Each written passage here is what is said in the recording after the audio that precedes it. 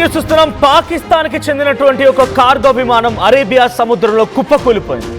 కుప్పకూలిపోవడమే కాదు, ఏకంగా మునిగిపోయింది. 300 అడుగుల లోతులో 3000 మీటర్ల లోతులో 3000 మీటర్ల లోతులో ఇప్పుడు అది కుంగిపోయింది. అక్కడే అది సింక్ అయిపోయింది. అంటే మునిగిపోయింది, అంత లోతులో ఉంది. ఇది షార్జా ఇంటర్నేషనల్ ఎయిర్పోర్ట్ నుంచి వస్తోంది విమానం. షార్జా ఇంటర్నేషనల్ ఎయిర్పోర్ట్ నుంచి వస్తున్న క్రమంలో పాకిస్తాన్కి వెళ్తోంది ఆ విమానం. ఆ విమానం అంటే ప్రయాణికులు ఎవరు లేరు, ఒక 5 క్రూ మెంబర్స్ ఉన్నారు అండ్ పైలట్స్ ఉన్నారు. సో K2 ఎయిర్వేస్ కార్గో అని బోయింగ్ 737-400 ఫైటర్ అంటే గూడ్స్ని తీసుకెళ్ళడం కోసం ఉపయోగించినటువంటి విమానం ఇది. APBOI షార్జా నుంచి కరాచీ వస్తోంది. 5 క్రూ మెంబర్స్ మాత్రమే ఉన్నారు. 1999 వరకు దీన్ని రెడీ చేస్తే 2011 నుంచి ఇది ఆపరేషనల్గా ఉంది. 2011 నుంచి నిరంతరంగా ఈ షార్జా ఇంటర్నేషనల్ ఎయిర్పోర్ట్ నుంచి కరాచీ లేకపోతే గూడ్స్ క్యారింగ్ కోసం ఉపయోగిస్తున్నారు. సో షార్జా ఇంటర్నేషనల్ ఎయిర్పోర్ట్ నుంచి స్టార్ట్ అయినటువంటి ఈ విమానం ఒక్కసారిగా ఎగ్జాక్ట్గా స్పాట్ చూడండి. KTA 732 అని మీరు చూస్తున్నారు. అక్కడ నుంచి షార్జా ఇంటర్నేషనల్ ఎయిర్పోర్ట్ నుంచి స్టార్ట్ అయినటువంటి విమానం అలా వచ్చి పాకిస్తాన్ కోస్టల్కి సమీపంగా ఓర్మార్ అనేటువంటి ప్రాంతంలో ఓర్మరా అనేటువంటి ఆ ప్రాంతంలో ఒక్కసారిగా 53 నాటికల్ మైళ్ళ దూరంలో సముద్రంలో కుప్పకూలిపోయింది. సో అరేబియా సముద్రంలో ఇది కుప్పకూలిపోయింది. 3000 మీటర్ల లోతులో ఇప్పుడు ఈ విమానం మునిగిపోయినట్టు తెలుస్తుంది. ఎగ్జాక్ట్గా స్పాట్ చూడండి. ఒకసారి హోల్డ్ చేయండి PCR. రైట్, ఇక్కడ ఎగ్జాక్ట్గా ఆ రైట్ సైడ్ మీద చూస్తే అదంతా కూడా పాకిస్తాన్ మ్యాప్. పాకిస్తాన్కి 53 నాటికల్ మైల్స్ దూరంలో ఓర్మోరా అనేటువంటి ఆ కోస్టల్ ప్రాంతంలో ఉన్నటువంటి ఒక ఏరియా నుంచి అక్కడ కుప్పకూలిపోయింది. సో షార్జా నుంచి కరాచీ వస్తున్న సమయంలో అదృశ్యమైంది బోయింగ్ 737 అనే విమానం. దాదాపుగా 12 గంటల రెస్క్యూ ఆపరేషన్ తర్వాత అరేబియా సముద్రంలో విమాన శకలాలను గుర్తించారు. బలూచిస్తాన్లోని ఓర్మరా పోర్టుకి 53 నాటికల్ మైళ్ళ దూరంలో ఈ విమానం కుప్పకూలిపోయింది. అరేబియా సముద్రంలో ఇది కుప్పకూలిపోయినట్టుగా, అంటే కంప్లీట్గా కూలిపోయి అది సింక్ అయినట్టుగా, మునిగిపోయినట్టుగా గుర్తించారు. కరాచీ విమానాశ్రయంలో ల్యాండ్ అవడానికి కొద్ది నిమిషాల ముందే ఈ ప్రమాదం జరిగింది. విమానంలో ప్రయాణిస్తున్నటువంటి 5 సిబ్బంది కూడా గల్లంతయ్యారు. 2 పైలట్లు, 2 ఫ్లైట్ ఇంజనీర్లు, ఒక లోడ్ మాస్టర్, వీరు 5 కూడా అందులో ఉన్నారు. మంగళవారం రాత్రి 9:18 సమయంలో నావిగేషన్ సిస్టంలో లోపం గుర్తించారు. ATCకి సమాచారం అందించారు పైలట్లు, అయినా కూడా ఏమాత్రం ఉపయోగం లేకుండా పోయింది. సమాచారం అందించినటువంటి 3 నిమిషాల్లోనే ఈ విమానం రాడార్ నుంచి మిస్ అయిపోయింది. ఇక 35,000 అడుగుల ఎత్తులో ప్రయాణిస్తున్న విమానం ఒక్కసారిగా కిందికి పడి మళ్ళీ పైకి లేచి వెంటనే నిమిషానికి 22,400 అడుగుల వేగంతో సముద్రం లోపలికి పడిపోయినట్టుగా గుర్తించారు. సో ఎంతటి స్పీడ్తో వచ్చింది, ఎంతటి హైట్ నుంచి పడిందో అర్థం చేసుకోండి. మనం ఒక బకెట్లో పైనుంచి కొంత ఎత్తు నుంచి ఒక చిన్న హెవీగా కొంత ఒక 1/2 kg, 1/4 kg పెట్టినటువంటి ఆ మెటల్ వేస్తేనే అట్టడుక్కు మునిగిపోయి పోతుంది. అట్లాంటిది ఒక వేగం 33,000 మీటర్స్ ఎత్తులో నుంచి 33,000 అడుగుల ఎత్తులో నుంచి అక్కడి నుంచి పడిందంటే దాని కెపాసిటీ, దాని వెయిట్ ఎంతలా సముద్రంలో మునిగిపోయిందో అర్థం చేసుకోవచ్చు. సో షార్జా నుంచి కరాచీకి మరి కాసేపట్లో చేరబోతోంది. కొద్ది నిమిషాల్లో కరాచీ ఎయిర్పోర్ట్ని టచ్ చేయబోతోంది. సో ఎగ్జాక్ట్గా బలూచిస్తాన్ దగ్గర ఓర్మరా ప్రాంతం దగ్గర ఇది కుప్పకూలిపోయింది.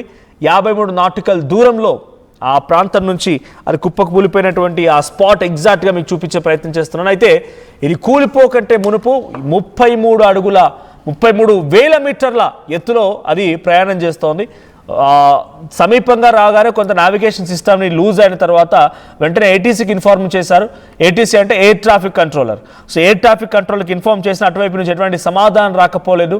సో దీంతో నావిగేషన్ మిస్ అయిపోయింది. ఒక్కసారిగా ఈ విమానం కుప్పకూలింది. అయితే లాస్ట్లో మీకు తెలుసు, అహ్మదాబాద్ విమాన ప్రమాదం జరిగినప్పుడు ఎక్కువగా మనం ఆలోచించింది పైలట్ల మధ్య ఎటువంటి సంభాషణ జరిగిందనేది. పైలట్ల మధ్య కాక్పిట్, ఆ పైలట్లు ఉన్నటువంటి ఆ ప్రాంతాన్ని రికార్డ్ అయ్యేటువంటి ఆ కన్వర్సేషన్స్ని కాక్పిట్ బాక్స్లో ఉంచుతుంటారు. సో కాక్పిట్లో ఎటువంటి రికార్డ్ అయింది, ఇప్పుడు ఇక్కడ ఆడియో ఏ రకంగా వాళ్ళు ఏం మాట్లాడుకున్నారు ఒకసారి చూద్దాం. ఒకసారి మేడే అనేది ఇటు ఫ్లైట్ లాంగ్వేజ్లో, ఎయిర్ లాంగ్వేజ్లో అది ఎమర్జెన్సీ కాల్ అనేది. ఒకసారి ఆ పైలట్స్ మధ్య కన్వర్సేషన్ ఏంటో విందాం.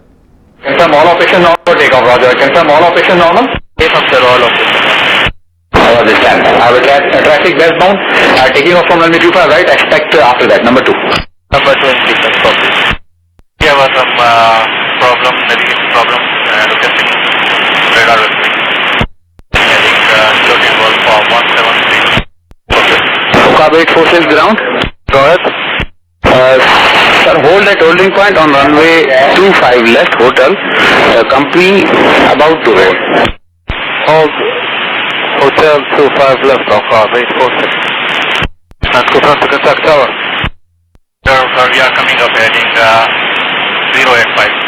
Kilo Tango for 173. For takeoff, Roger. Confirm all operations normal? Yes, sir, all of this. Understand. I will right, అక్కడ మీకు కొన్ని తెలుగులో వర్షన్ కూడా వినిపించే ప్రయత్నం చేస్తాను. దాంట్లో ఏం చెప్తున్నారు, నావిగేషన్ మొత్తం నెగిటివ్గా ఉంది, మాకు నావిగేషన్ సమస్య ఉందని అంటే కన్ఫర్మ్ చేయండి ఇప్పుడు వచ్చిందా నావిగేషన్ అని చెప్పి ఏటీసీ నుంచి సమాచారం వెళ్తుంది.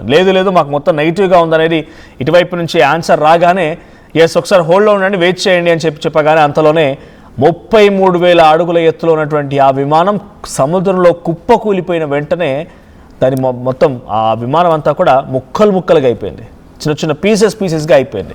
సో రెస్క్యూ ఆపరేషన్ 12 గంటల పాటుగా కొనసాగాయి. మంగళవారం రోజు రాత్రి 9:18 మిస్ అయినటువంటి ఈ విమానం ఇప్పుడిప్పుడే రెస్క్యూ ఆపరేషన్ కొనసాగుతూ ఉన్న సమయంలో కొన్ని డెబ్రీస్ అంటే ఆ విమాన భాగాలు చిన్న ముక్కలు అయిపోయినట్టు చూడండి. ఇక్కడ చూస్తున్నా మీరు అవుటర్ పార్ట్ అది. సో ఆ బయట ఉన్నటువంటి ఆ చిన్న విమాన ముక్కలే ఆ వారికి కనిపించాయి. సో అంతేగాని ఇంకా 5 మొత్తం గల్లంతయ్యే ఉన్నారు. ఎక్కడున్నారో కూడా తెలియదు. 5 ఇంకా తప్పిపోయి ఉన్నారు. సో షార్జా నుంచి పాకిస్తాన్ కరాచీ వైపుగా వస్తున్నటువంటి ఈ విమానం ప్రమాదానికి గురవడానికి గల ప్రధాన కారణం నావిగేషన్ సిస్టమ్ పనిచేయకపోవడం, నావిగేషన్ సిస్టమ్ కరెక్ట్గా లేకపోవడం. దాదాపుగా 12 గంటల రెస్క్యూ ఆపరేషన్ తర్వాత ఎక్కడుందా అని దొరికింది. నావిగేషన్ చేసిన తర్వాత కూడా వాళ్ళకి నావిగేషన్ మిస్ అయినప్పుడు ఎక్కడ పోయింది ఎట్లా తెలుస్తుంది? పైనుంచి ఒకసారి కుప్పకూలిపోయింది, ఎవరు చూడలేదు దాన్ని, ఎలా దొరకబట్టాలి మరి? సో నావిగేషన్ మిస్ అయింది. సో 12 గంటల రెస్క్యూ ఆపరేషన్ ఎక్కడుందని చెప్పి ఆ సముద్రం వెంట షార్జా ప్రాంతం నుంచి పాకిస్తాన్ అటువంటి సముద్ర మార్గం వెంట పూర్తిగా అన్వేషించిన తర్వాత ఓ చోట ఇది కనిపించింది. శిఖరాలు మొత్తం కూడా కనపడ్డాయి. ఆ శిఖరాలు కూడా పలు క్రెయిన్ల సహాయంతో ఆ బోట్లోకి ఆ షిప్లోకి వేసుకొని తరలిస్తూ ఉన్నారు. ఏదేం జరిగినా 5 మాత్రం గల్లంతయ్యారు. ఇట్స్ కన్ఫర్మ్ 5 కూడా దాదాపుగా చనిపోయారు అనేటువంటి విధంగా తెలుస్తోంది. బట్ అధికారులు ఇంకా ఇక్కడ జరిగిన సంఘటన పైన ఇంకా అన్వేషిస్తున్నారు. ఏదైనా జరిగిందా, ఎవరైనా కావాలనే ఈ నావిగేషన్ని అంతు చిక్కకుండా చేసే మాల్ ఫంక్షన్ ఏదైనా జరిగిందా అనే రకంగా అన్వేషిస్తున్నారు. బట్ ఏదేమైనా పాకిస్తాన్లో మంగళవారం రోజు మిస్ అయినటువంటి ఆ విమానం ఎట్టకేలకి నిన్న రాత్రి ఇలా తెల్లవారుజామున అది బయటపడింది. ఎక్కడ పడింది, ఏం జరిగిందనేది ఈరోజు తెలిసింది. సో సుమారుగా 12 గంటల పాటుగా దానికోసం వెతికారు, కానీ ఏమాత్రం ఉపయోగం లేకుండా పోయింది. ఎట్టకేలకి ఫైండ్ అవుట్ చేశారు రెస్క్యూ ఆపరేషన్ ద్వారా. సో 5 క్రూ మెంబర్స్ ఉన్నారు. చివరిగా వాళ్ళు చెప్తున్న మాట నావిగేషన్ సిస్టమ్ మిస్ అయింది, నావిగేషన్ కనిపించట్లేదు, నెగిటివ్గా ఉంది అని చెప్పి ఆ కాక్పిట్ బాక్స్లో రికార్డ్ అయినటువంటి వాయిస్ అది. సో అటు ఏటీసీ నుంచి కూడా సమాచారం వచ్చింది, వెయిట్ చేయండి అనగానే అంతలోపే 33,000 మీటర్ల ఎత్తులో ఉన్నటువంటి విమానం కాస్త కుప్పకూలిపోయింది. ఇప్పుడు ఆ విమానం ఎక్కడుందో తెలుసా? అధికారులు కొంత ఇన్వెస్టిగేషన్ చేసిన తర్వాత ఏం చెప్తున్నారంటే ఆ విమానం ఏకంగా 3,000 మీటర్ల లోతులో మునిగిపోయింది. సముద్రంలో 3,000 మీటర్లు అంటే ఎంత దూరం అర్థం చేసుకోండి. 3,000 మీటర్ల లోతులో ఇప్పుడు సముద్రంలో ఆ మునిగిపోయింది. అంటే సుమారుగా 3 కిలోమీటర్ల వరకు, 3 కిలోమీటర్ల లోతులో అది మునిగిపోయి ఉండిపోయింది. అంటే ఎంతటి లోతులో ఇప్పుడు ఆ విమానం అర్థమవుతోంది. వాళ్ళు బతికేయడానికి ఛాన్సెస్ 0, వాళ్ళు బతకడానికి అవకాశం లేదు. అందుకే అంటూ ఉంటారు సో పాకిస్తాన్కి సంబంధించింది అని అనకుండా, అంటే డెఫినెట్గా ఇది చెప్పాలో తెలియదు కానీ పాపం బండింది. అందుకే ఎప్పటికీ ప్రతి వాడి మీద అటాక్ చేస్తా, వీడి మీద అటాక్ చేస్తా, నేను రక్తం బారిస్తా, నీరులై పారిస్తా, ఏర్లై బారిస్తా అంటే ఇట్లాగే ఉంటుంది. సో ఏదేం జరిగినా అక్కడ జరిగిన సంఘటన ఒక్కసారిగా షాక్ గురి చేసి ఇంటర్నేషనల్ డిస్కషన్ జరిగింది. సో ఇంతసేపు పాటుగా కనీసం దాని ఆచూకీ కూడా దొరకలేదంటే ఎటువంటి మాల్ ఫంక్షన్ అర్థమవుతోంది. సో నావిగేషన్ సిస్టమ్ మిస్ అవ్వడం, వాళ్ళకి దాన్ని కంట్రోల్ చేయలేకపోవడం, 33,000 మీటర్ల ఎత్తులో నుంచి పడిపోవడం, 3 కిలోమీటర్ల లోతులో ఇప్పుడు ఆ విమానం మునిగిపోవడం ఒక షాక్ సంఘటన చెప్పాలి. మరి దాంట్లో క్యారీ చేస్తున్న గూడ్స్ ఏంటి, ట్రాన్సిట్